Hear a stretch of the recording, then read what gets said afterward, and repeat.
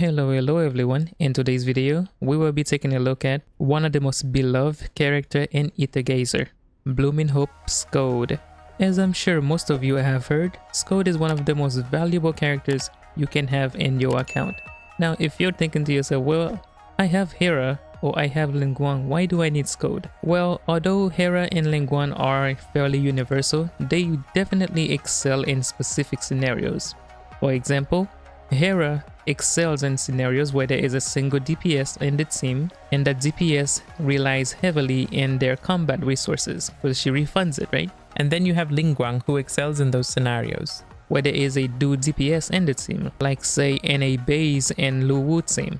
So if you have a dude DPS team, Lingguang is your go-to, and if you have a team where a single character is responsible for most of the damage and uses a lot of combat resources, then Hera is your girl. However, both Hera and Lingguang will fall short once they are hit with content that do not favor their element, which is where Skuld come in. Not only does she have the supporting capability to rival Hera and Lingguang, she also have the ability to switch her element, meaning on top of her consistent support capabilities, her damage is always consistent as well, since she can always just change her damage time to match whatever element her current teammates happen to be. Alright guys, before we begin, I do want to explain to you guys what this little forte bar does. So there is 3 segments to this, and each of them is referred to as some weird word in her kit. Like for example, this arrowhead is referred to as chaotic memory state. This middle bar here is referred to as enter the dream state, and this long thing here is referred to as avatar state. Those words are just a fancy word for cooldown. Essentially, if this arrowhead thing is empty, I will be unable to use the ability that's attached to this arrowhead. So this arrowhead is attached to skill 2. So if we use skill 2 here, as you guys can see,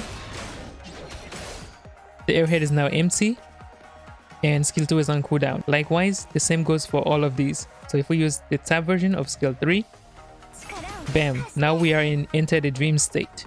And as you guys can see, that's the cooldown. That just means enter the dream state. So whenever you see all those fancy names in her kit, that's all it's referring to. It's just these little cooldowns. Oh yeah, and the S thing is referred to as avatar state. So if this bar is empty, you will be unable to enter avatar state. And that's it. Alright, let's get on with the video.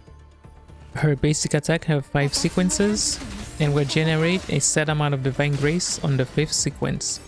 It's important to note that the 5th sequence is a very special attack called Fate Weave, but more on that later. After the 5th sequence hit, if you continue pushing the basic attack input, she'll start from the 3rd sequence. Her dodge skill is a simple time fracture with no additional effects.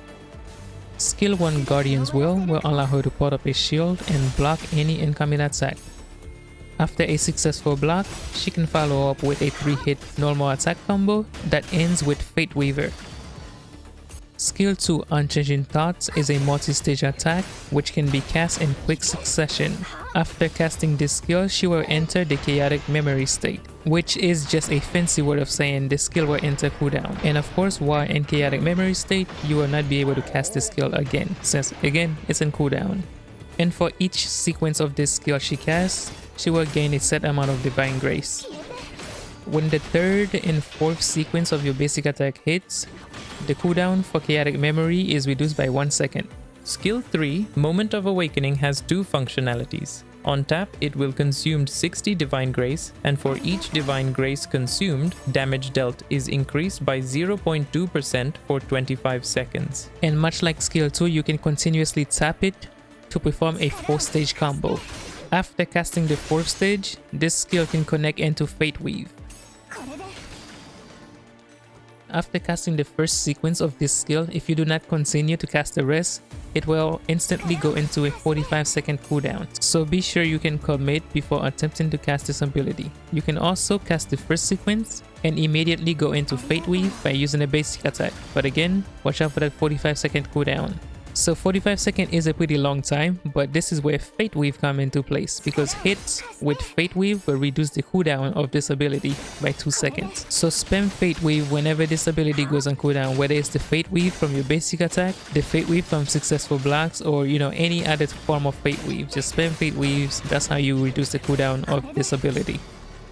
Its second functionality allows her to enter the avatar state. By holding down the attack input, you can enter the avatar state. While in the avatar state, skill 1 and 2 are disabled and she gains a ridiculous amount of damage resistance. The avatar state remains active for 10 seconds as she goes berserk on the enemy, and after the avatar state ends, this skill goes on cooldown for 120 seconds, which is ridiculous, but when exiting avatar state, it will re-enable the tab version and wipe out its cooldown. Now, in order to remove the cooldown of avatar state, you just need to spam the tab version of this skill in Fate Weave. So essentially what we want to do here is cast the tab version to enter the dream. Once we enter the dream, go into the avatar state. Once the avatar state ends, it will reset the cooldown of the tab version. We're going to use the tab version to reduce the cooldown of the avatar state as well as Fate Weave. And yeah, that's the loop. As for her ultimate, A Wish for the Future, it just does damage to the enemy and has no additional effect. One thing about it that is special is that the ultimate's animation change depending on which outfit she's wearing. So if you're wearing the new outfit, it'll be like this, and if you're wearing her original outfit, it will look like this. Alright, so here we are in a live game, and we're just gonna spam skill 3 immediately. Fate Weave and then enter avatar state and just blitz him. We're gonna make quick work of this guy. And as soon as we exit avatar state, we're gonna have skill 3 again since it resets the cooldown of skill 3. And then we're gonna spam the skill 3s. That's gonna reduce the cooldown of avatar state, and then skill 1, basics, Fate Weave to reduce the cooldown of both skill 3 tap and skill 3 hold. Alright, basics, and any blocks we get will also reduce the cooldowns. Block. Perfect. Now we got the tap for skill 3. That's gonna reduce the cooldown of avatar state. And we should have avatar state. When's this guy? Yep, right here. Gonna wait for him. Avatar state. He actually hit me. That bastard. Burning in hell, buddy. And that's pretty much it. The skills have a long cooldown on paper, but in practice, they're not that long. You just have to spam Fate Weaves, your block, and skill 3 taps once avatar state enters cooldown, and you can get it back fairly quickly. I would say in about 20 seconds you will get it back.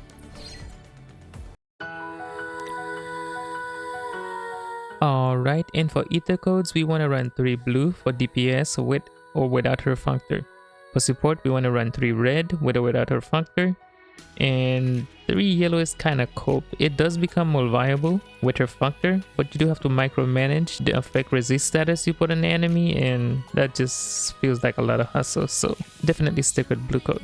As always, Gadriel is our best option for free to play.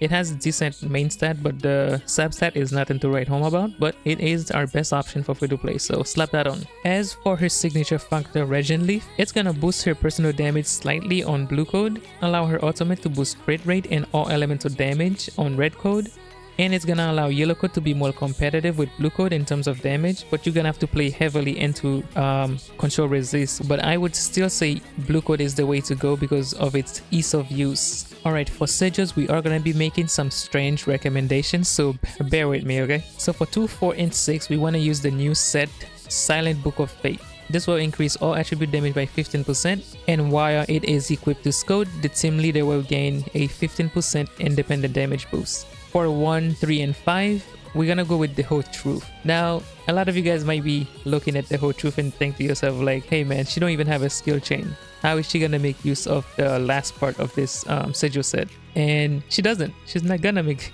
the best out of this set. But it's the best option we have for her at the moment. This is what I recommend for general play. It's basically you put this on her and you can put her on any team regardless of the team's element, whatever, right? But this is not her best Sigil set. Like if you want the best possible damage out of your Skuld, this set is just not gonna work for you. So in those situations, if you guys wanna, go the extra mile, what you can do is give her a dedicated elemental set. And what I would recommend to you guys do is just take a elemental damage set from another character, whether it is the lightning set from Buzembo, or the physical set from Thoth, or the wind set from, you know, anybody else, something like that, or the fire set or the ice set, and just slide that into 1, 3, and 5 if you're gonna play her specifically on one of those teams, instead of building a elemental damage set completely from scratch for her. You can do it, but it's gonna be so expensive, like it's not even worth it, guys. So I would run the first option for general play, and if you guys really feel like you want your Skuld to be in the cutting edge, I would just steal a elemental damage set from one of my other characters whenever you're not using them, and that's gonna give you more damage. But for general play, if you don't really want to mid-max to the absolute max, you can just run this basic set. It's going to work on every team. And yes, she's not going to get the best, you know, the best damage. It's not going to be the best set for her. But it's plug and play, right? Plug and play. And those are my recommendations. Now, I know I usually say warps are subjective, but this time around, they're really not. This is the best possible warp configuration for her. For 5 and 6, we want skill 3 boost to boost Avatar State's damage. And then we want current decay because we specialize in control res. So, yep, that's it. Slap this on and forget about it. Alright, so this is probably the shortest team comp recommendation you guys are ever gonna see. Her, any team. All of them. Like all of them. Look at your roster. Look at the current team you use. Just throw somebody else and put her in. Like any team that you can find, just throw her in there. I will say one of her best team currently is this one, and that's because all of them are Idrisel modifiers, and that's pretty much why everybody's going crazy for her, because she's literally the universal support. I know we said Hera and Lingguang were universal, but this is it. And you've reached the end of the video, guys. That concludes our guide. Keep an eye out for our next guide. I should be dropping that very soon. Good luck on those summons, and see you guys in the next one.